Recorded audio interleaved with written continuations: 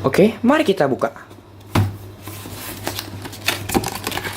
Ini sih gue waktu itu beli, kalau nggak salah harganya 2 juta doang sih, nggak sampai 2,5. Gara-gara waktu itu gue beli di Singapura pas lagi ada diskon di sana. Oke. Di sini ada headphone-nya. Sebelum kita melewati lebih jauh, mari kita setrika dulu. Kita masih harus mengambil beberapa barang dari sini. Oke, di sini ada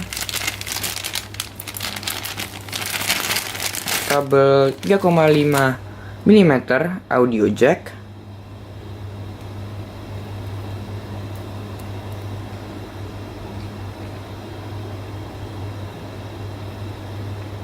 Kalau nggak salah sih gue liat di webnya sih ini udah gold plated, cuman nyatanya sih paling cuman cat yang warna emas.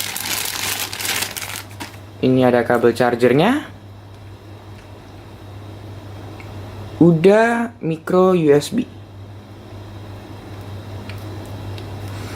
Itu tadi emang sudah sempat kebuka ininya karena gue sebenarnya udah sempat buka ini.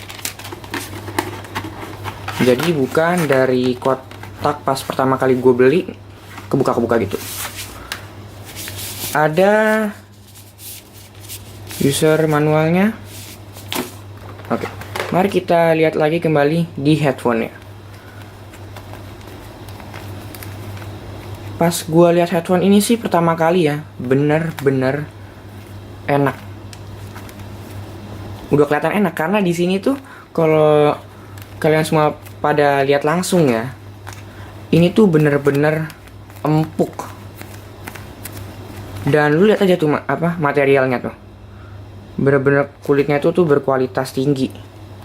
Sama dia punya ininya, headbandnya udah aluminium. Bukan aluminium, sorry, besi.